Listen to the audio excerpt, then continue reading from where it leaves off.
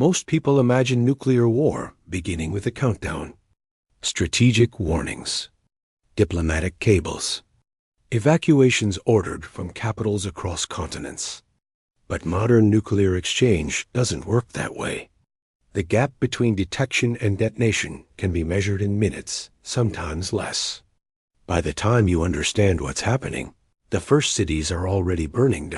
It begins at 6:17 a.m. Eastern Standard Time. You're asleep when the sound finds you. Not an explosion. Not yet. A series of emergency broadcasts, distorted and overlapping, cutting through morning radio programs. The tone is wrong. Too urgent. Too controlled. Within 90 seconds, social media erupts with unverified reports from military families near Minute Air Force Base in North Dakota and F.E. Warren in Wyoming locations housing 450 Minuteman III intercontinental ballistic missiles. The words appear in fragments. DEFCON 2, inbound tracks, not a drill. At 6:19 a.m., the emergency alert system activates nationwide. The message is brief. 15 seconds of compressed information that contradicts every instinct of modern life. Multiple nuclear detonations confirmed on U.S. soil. Shelter in place immediately. Avoid windows. Seal all openings. Wait for further instruction.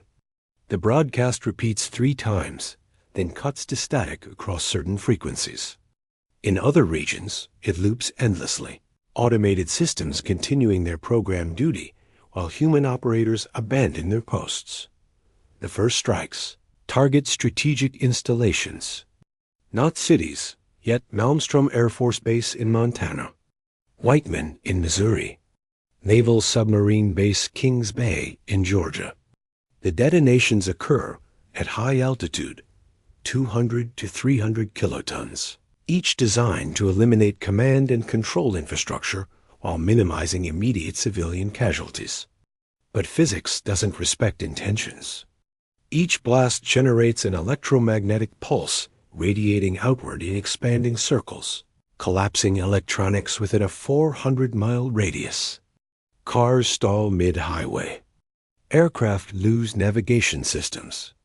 The power grid, already operating at maximum synchronized capacity, begins to fragment under cascading failures. By 6:24 a.m.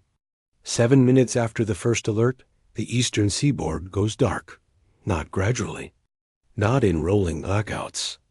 The grid collapses in sections, each failure triggering the next like dominoes constructed from invisible infrastructure. Traffic lights freeze. Subway trains coast to emergency stops in tunnels beneath New York, Washington, D.C., and Boston. Hospital backup generators activate automatically, those with fuel, those with systems still intact. The rest transition to battery power, giving medical staff between 30 minutes and 4 hours to make impossible decisions about which patients receive priority. You check your phone. No signal. Not searching for service, but complete absence. Cell towers operate on grid power and battery reserves lasting between 4 and 8 hours. Some have failed already from EMP surge. Others will follow as backup systems drain. The Internet, a distributed network designed to survive nuclear war in theory, fragments into isolated islands. Major data centers in Virginia and California remain operational on generator power, but the pathways connecting them have dissolved. Information flow, the invisible bloodstream of modern civilization, begins to coagulate. The sun rises over a nation that has entered a different age. Hour 1, 7 a.m. to 8 a.m. America is awake now. Not from alarm clocks, those don't work anymore, but from the absence of sound. No traffic home. No distant aircraft. No electrical buzz of refrigerators and HVAC systems. Maintaining the temperature-controlled environments we've forgotten are artificial. The silence itself becomes an alarm, pulling people from sleep into confusion. In cities within 50 miles of detonation sites. Confusion takes different forms, The flash comes first brighter than the sun, visible through closed eyelids for those facing the wrong direction. Then silence, a compression of air that feels like the world holding its breath. Then the shockwave. Windows implode inward, transforming into projectiles that travel at 120 miles per hour. Buildings constructed to modern codes withstand the pressure wave. Older structures, pre-1980 construction, begin to fail at support points. The sound arrives last, not a bang but a sustained roar that seems to originate from inside your chest, vibrating through bone and tissue. But most Americans experience none of this directly. You're 300 miles from the nearest detonation, far enough that the flash is just unusual brightness on the horizon, far enough that the shockwave dissipates to a distant rumble, like thunder from a storm that never arrives. The EMP, however, travels at the speed of light. Electronics fail before you understand why. The car won't start. The phone is dead. The watch with a digital display shows nothing but black glass dot by 8 a.m. The markets haven't opened. They won't. The New York Stock Exchange, NASDAQ, and every major trading platform exists as digital infrastructure dependent on the same power grid, now operating in fragments. But the cascade doesn't require active trading to begin. Overseas markets Tokyo, London, Frankfurt react to the incomprehensible. Within the first hour, indices fall 15 to 20% before automatic circuit breakers halt trading. Oil futures breach $200 per barrel on speculation alone. Gold doubles overnight as digital currency networks fragment. The global economy doesn't collapse immediately. It enters cardiac arrest, waiting for intervention. That won't arrive. The first wave of migration begins without official evacuation orders. People living within 100 miles of military installations make calculations based on incomplete information. Some shelter in basements, sealing doors with duct tape and plastic sheeting. Others load vehicles with supplies, those vehicles still functional, and head toward rural areas, away from strategic targets they assume will be struck next. Interstate highways begin to clog, not from volume but from stalled vehicles blocking lanes. A traffic jam without traffic becomes an impassable barrier. Hour 3, by 10 o'clock. The federal government initiates continuity of government protocols. You won't see this happen. The process occurs in hardened facilities beneath mountains in Virginia, Colorado, and classified locations across the continental United States. Key officials, those who survived the initial strikes, relocate to command centers, designed during the Cold War and updated irregularly since. But continuity doesn't mean functionality. Communication with military units relies on systems now partially destroyed. Orders transmit through high-frequency radio, satellite links operating on backup power, and in some cases, motorcycle couriers carrying physical documents. NATO invokes Article 5 for the first time in response to nuclear attack. European numbers face an impossible calculation. Retaliation risks escalation. Inaction risks irrelevance.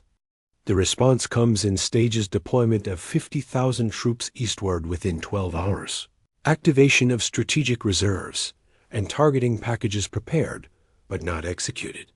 The distinction between defensive posture and offensive preparation blurs in real-time decision-making. Missile submarines on patrol receive encrypted orders to proceed to launch positions but hold fire.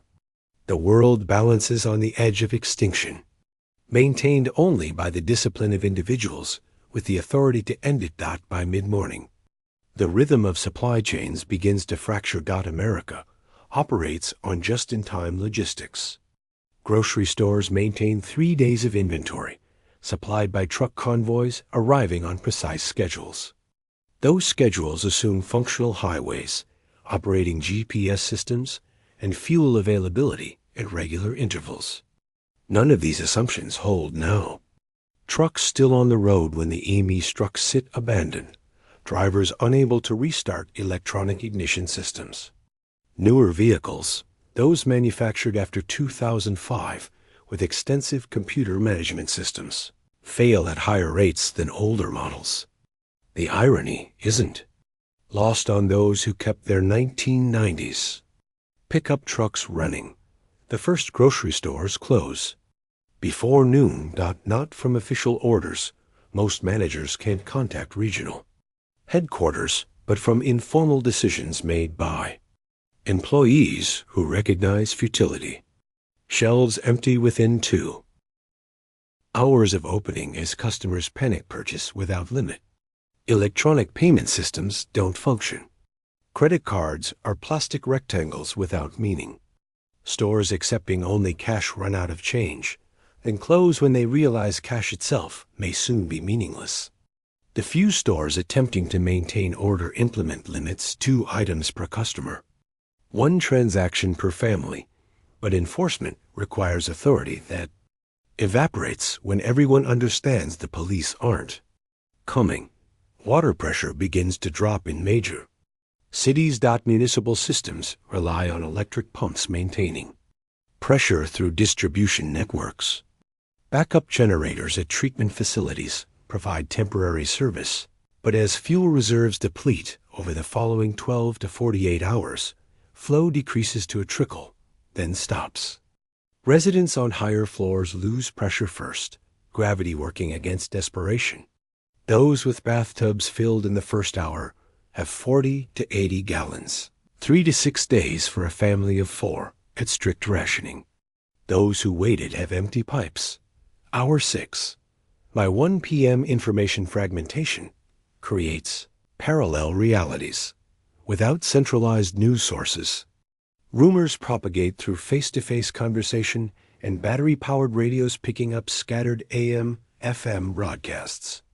Some stations continue transmitting on backup power, reading prepared emergency scripts, or improvising updates from fragmentary reports. Accuracy becomes impossible to verify. Claims circulate about additional strikes, invasion forces, and retaliatory launches. Some true, some false, all believed by someone. The absence of authoritative information creates a vacuum filled by speculation. Community dynamics begin to shift in observable ways. Neighbors who've lived in proximity for years without interaction now gather in streets, driveways, and apartment courtyards. Some organize pooling resources, establishing watch schedules, sharing information from working radios. Others isolate, boarding windows, and treating approaching strangers with visible suspicion. Both responses are rational. Both will determine survival odds in different ways. The families who endure won't necessarily be the friendliest or the most armed. They'll be the ones who read their specific environment correctly and adapted faster. By mid-afternoon, the reality of radiation begins to penetrate public awareness. Fallout isn't the immediate threat from high-altitude detonations, but ground-level strikes on military installations generate contaminated debris carried by prevailing winds. The pattern is predictable to meteorologists, if any were still broadcasting. Radioactive particles travel northeast from Montana strikes, southeast from North Dakota, east from Wyoming. The fallout zone extends downwind in an elongated oval, sometimes reaching 200 to 300 miles from the detonation site. Time matters more than distance for those in the path. Each hour delayed in seeking shelter increases exposure exponentially. Radiation doesn't announce itself. It falls like dust, settling on surfaces, mixing with rain if weather permits, contaminating water supplies and soil. There's no smell, no visible marker, no immediate pain. A Geiger counter clicking frantically is the only indication, and most people don't own Geiger counters. Symptoms develop over hours to days depending on exposure levels: nausea, fatigue, hair loss, internal bleeding. By the time symptoms appear, the damage is done. This is why the early hours demand shelter above all else. Not because hiding prevents radiation, but because time itself reduces the threat. Hour 12. By 6 o'clock, P.M. The first full day hasn't ended. But the world has already changed permanently. Afternoon transitions to evening, without the artificial markers of scheduled programming, news broadcasts, or work shifts ending. The sun simply moves across the sky, indifferent to human catastrophe below. Some regions experience the day in eerie calm, no strikes nearby, no visible destruction, only the absence of electricity and the knowledge that somewhere cities are burning. Others face immediate crisis fires spreading unchecked, radiation contamination requiring shelter, or proximity to strategic sites, making further attacks probable. You make decisions now that will echo for weeks. Do I shelter in place or attempt to reach family 80 miles away? Do I trust the neighbors organizing a community defense, or do I secure my own home first? Do I consume the food in the refrigerator before it spoils, or do I ration everything from the start, assuming no resupply? There are no universal answers. The correct choice depends on variables you can't fully assess: wind patterns, fallout trajectories, the intentions of others, and the likelihood of additional strikes. By nightfall, darkness has weight. Without streetlights, without house lights spilling from windows, without the ambient glow that makes modern nights visible, true darkness returns to inhabited areas. The stars emerge with a clarity unobserved in generations, beautiful and irrelevant. Flashlights and candles become precious resources, each use consuming finite battery life or wax. Some households enforce light discipline, moving only when necessary, using illumination sparingly. Others burn through supplies, seeking psychological comfort in visibility. The temperature drops. It's late autumn across much of the northern United States, Montana, the Dakotas, Wyoming, areas near strikes where winter preparation matters most. Without heating systems, interior temperatures begin equalizing with exterior conditions. Homes built to modern insulation standards lose heat slowly, dropping 1 to 2 degrees per hour. Older construction cools faster. Families gather in single rooms, closing doors to preserve warmth, layering clothing, and using body heat as the primary defense against cold that will only intensify over the coming weeks. Hour 24. The second day. When the sun rises again, it brings no sense of normalcy. The earth continues rotating. Physics hasn't changed, but the assumptions underlying daily life have evaporated. You wake, if you slept at all, to the same silence that defined yesterday evening. No traffic, no aircraft crossing overhead, no distant sounds of commerce and industry. The auditory landscape has regressed to a pre-industrial state, where human activity remains local and wind carries more information than technology. By the second day, radiation levels in fallout zones begin to decline significantly. The decay follows a predictable pattern. After 7 hours, radiation intensity drops to 1/10 of its initial level. After 48 hours, it reaches 1/100th. This exponential decrease means that patience during the first 2 days saves lives more effectively than any other single action. Those who sheltered immediately, sealing homes and waiting, emerged to a contaminated but survivable environment. Those who evacuated prematurely, traveling through peak fallout, absorbed doses that will manifest in coming weeks. The second day is when isolation truly sets in. On day 1, the emergency felt temporary. Surely power will return. Surely authorities will restore order. Surely this is a brief disruption before returning to familiar patterns. Day 2 erodes that certainty. The phone remains dead. The lights stay off. No convoys of relief supplies appear on the horizon. The realization crystallizes. This isn't a storm to wait out. This is a permanent shift, and the old world isn't returning on any. Timeline that matters for immediate survival. Water becomes the immediate priority for urban populations, those who filled bathtubs and containers on day one have reserves. Those who didn't now face critical shortage. Municipal systems are offline. Bottled water supplies from stores evaporated in the first hours. Options narrow to unsustainable choices. Ration the remaining supply to dangerous dehydration levels or seek external sources with unknown contamination risk. Some risk drinking from rivers and lakes despite radiation warnings. Others attempt to collect rainwater using tarps and containers. Both groups face a mathematics of survival where every decision trades one risk for another. The isolation reshapes social dynamics in profound ways. In suburban and rural areas with lower population density, communities form around practical necessity. Neighbors with generators share power for essential tasks, preserving food, charging batteries, operating medical equipment. Those with skills, nurses, electricians, mechanics, become community assets regardless of their previous social standing. Barter economics emerge organically. Canned goods for antibiotics, labor for food, security services for shelter.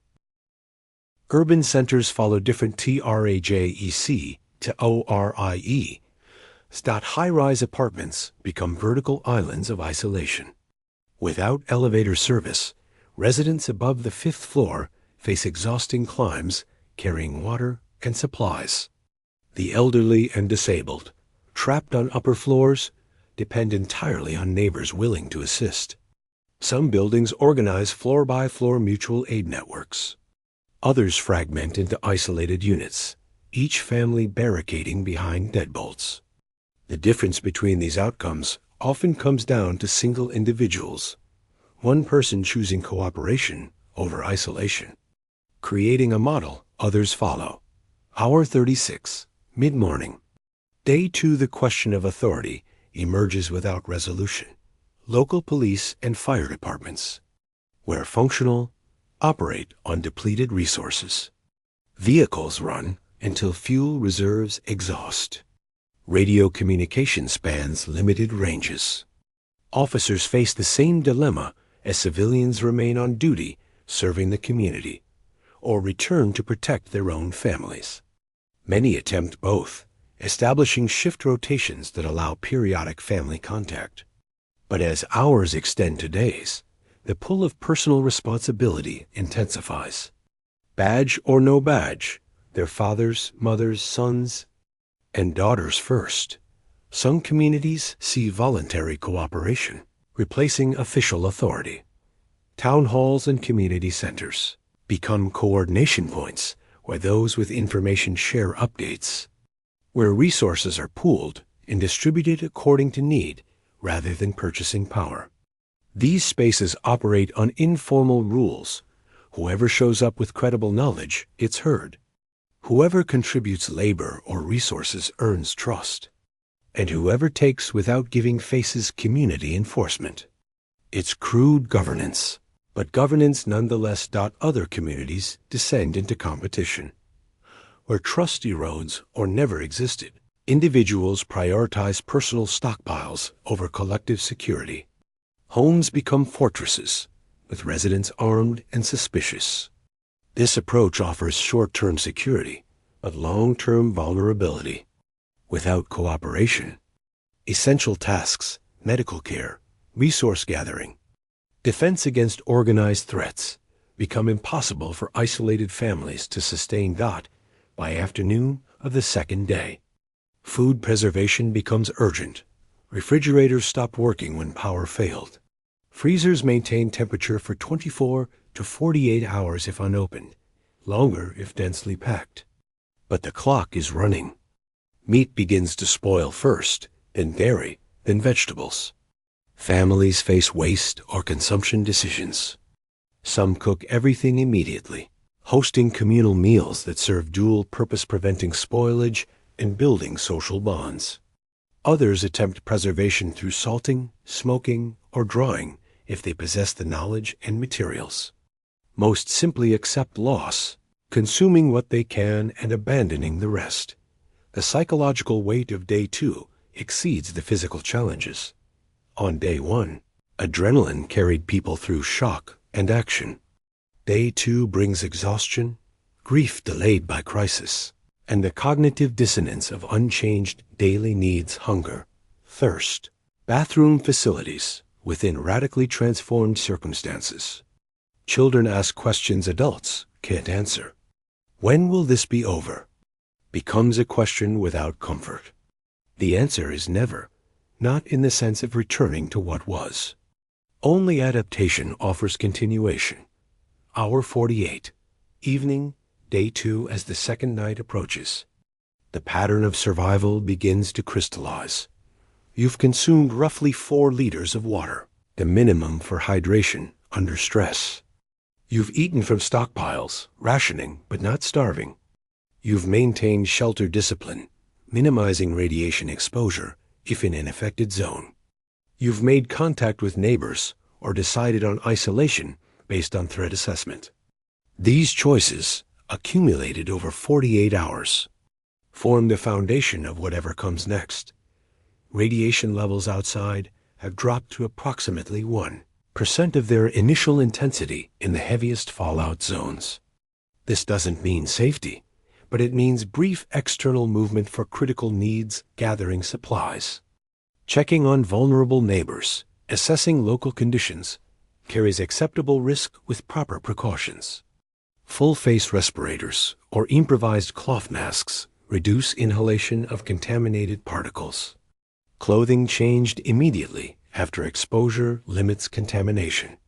Speed matters. Every minute outside is exposure. But absolute isolation is also unsustainable. The night brings different fears than the first. On night 1, the primary fear was immediate another strike. Invasion, chemical, or biological follow-up attacks. Night 2 brings awareness of longer-term threats. How long can we sustain this? What happens when medicine runs out? When batteries die? When winter fully arrives? These questions don't have reassuring answers. They have only the response of continued adaptation. One day, one decision, one small action toward survival.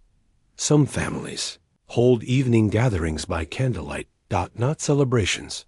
There's nothing to celebrate but affirmations of persistence. Shared meals from dwindling supplies. Stories told to children providing continuity with the world that existed 3 days ago. Small rituals maintaining humanity in conditions designed to strip it away. These moments matter more than outsiders might assume. Survival isn't only physical. It's psychological endurance through circumstances that test the will to continue. Hour 72, the third day. The third day marks a threshold in emergency management. 72 hours represents the standard window for external rescue and relief operations. After 3 days, survivors either have established sustainable patterns or face escalating crisis. The third day is when hope of quick restoration fades completely and acceptance of new reality begins. Not acceptance as surrender, but recognition that adaptation is the only path forward. The morning routine has changed fundamentally from 3 days ago. Water consumption is measured by the cup, not the convenience. Food comes from cans and packages, not refrigerators.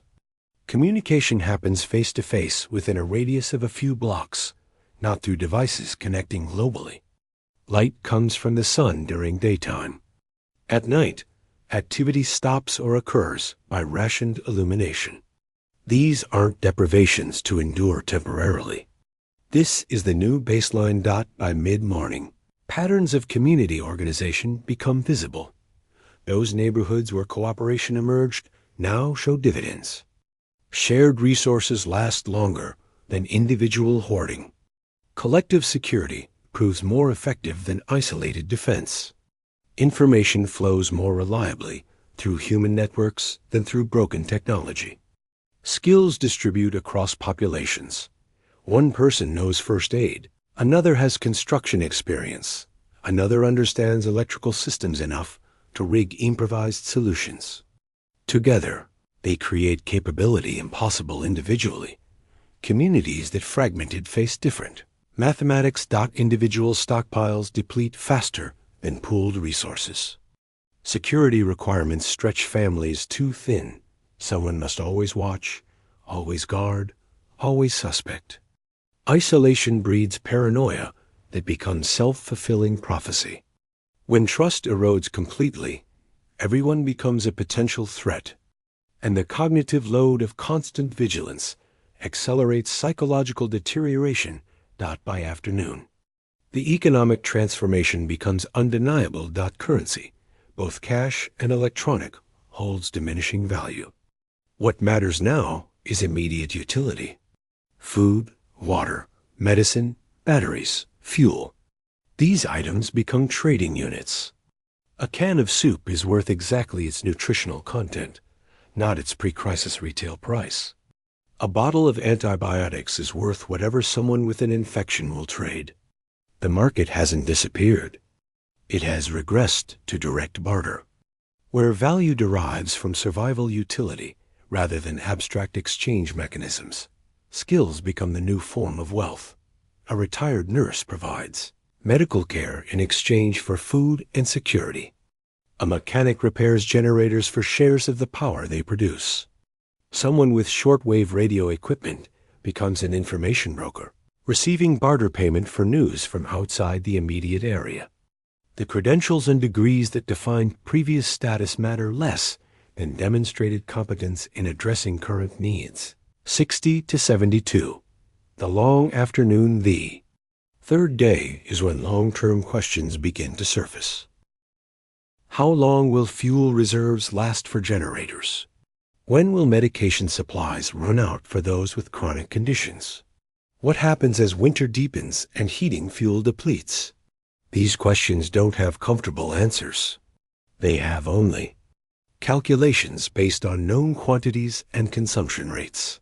For some, the math extends weeks. For others, days. The first wave of illness begins to appear among those with radiation exposure. Not dramatic Hollywood depictions, skin falling off, immediate death, but the clinical reality of acute radiation syndrome in lower doses. Nausea, fatigue, immune system suppression leading to infection, hair loss. These symptoms develop over days following exposure, most severely affecting those who evacuated through fallout zones or spent time outside during peak contamination periods. Without specialized medical care, most hospitals are non-functional or overwhelmed treatment. Options reduced to supportive care, fluids, rest, antibiotics if available, and time. By evening of the third day, survival patterns have stabilized into sustainable or unsustainable trajectories. Sustainable, communities with water sources, food stockpiles, shelter discipline, cooperative organization, and realistic threat assessment. Unsustainable, isolated individuals, urban centers with depleted resources, areas with ongoing radiation, contamination and no shelter, communities torn by internal conflict. The difference between these categories isn't luck. It's the cumulative result of thousands of small decisions made over 72 hours. Stay or flee, cooperate or isolate, ration or consume, trust or suspect, each decision cascading into the next, forming patterns that will determine survival over the coming weeks and months. The third night falls with a different quality than the previous two. You've survived 72 hours of conditions that killed many. Not through heroism, there are no heroes, only people following procedures or discovering them through necessity. Not through luck, though chance always plays a role. Through composure. Through the discipline to act when action is required and wait when waiting is wiser. Through the recognition that panic consumes more resources than radiation and fear kills more reliably than fallout. The world after the first 72 hours is not the world that existed before. It continues. People wake, they make decisions, they eat when food is available, They sleep when exhaustion overcomes anxiety. But the assumptions underlying civilization reliable: electricity, centralized authority, global supply chains, instant communication, have dissolved. What remains is something older, smaller, more local. Communities defined by walking distance. Security measured by interpersonal trust. Information shared through conversation, not broadcasts. The illusion of invincibility has shattered permanently. America believed, not consciously, but through generations of assumption, that homeland security meant immunity from the catastrophic violence that plagued other regions. The strikes, even if limited, even if not targeted at population centers, destroyed that belief irreversibly. The homeland is vulnerable. Infrastructure is fragile.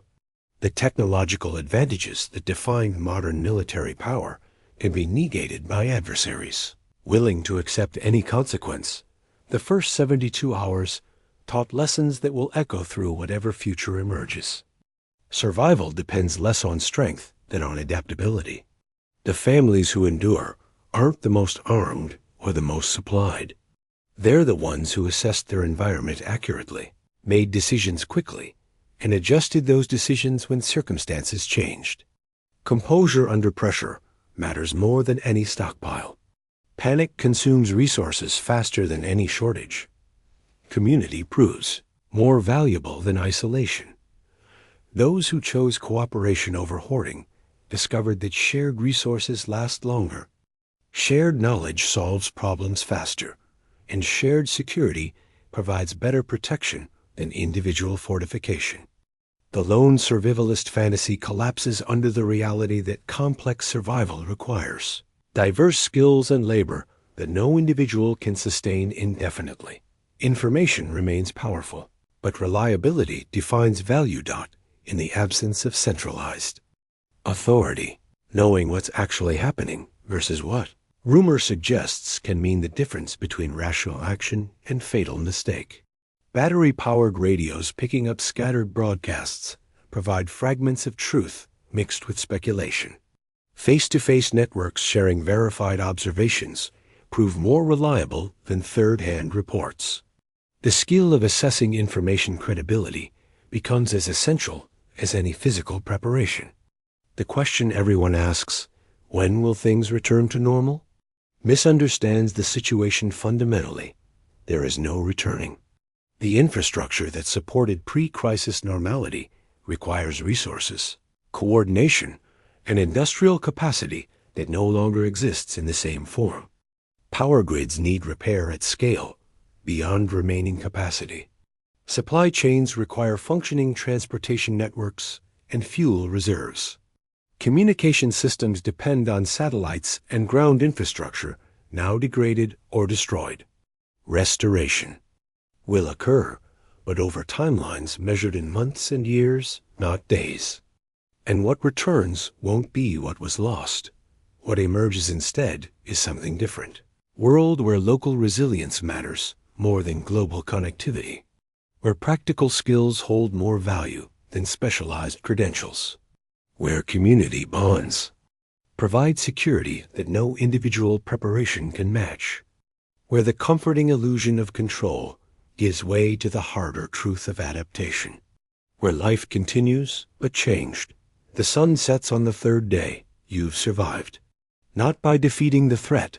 You can't defeat radiation or economic collapse, but by outlasting the most critical phase. The immediate danger is past for those who sheltered effectively. The long-term challenges remain. Depleting supplies, approaching winter, uncertain political futures, and the slow work of building something sustainable from what remains. This is not the end of the story. It's the end of the beginning. The world has entered a new chapter, one written not by the strike itself, but by how humans respond to the conditions it created. Some communities will thrive through cooperation and adaptability. Others will fracture under the weight of fear and competition. The difference won't be determined by who had the most supplies or the best bunker. It will be determined by who maintained composure long enough to think, who built trust when isolation seemed safer, and who recognize that real survival, not just existence, requires more than individual persistence. It requires us to remain human even when conditions try to strip that away. The first 72 hours are over.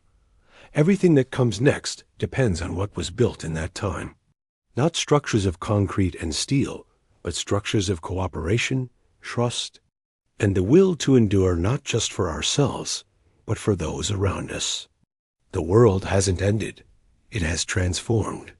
And those who adapt to that transformation, who find meaning and purpose even in diminished circumstances, are the ones who carry forward the possibility that something better can emerge from the ruins of what was lost. The stars come out above a darkened continent, unchanged, indifferent, beautiful, despite everything. Life continues.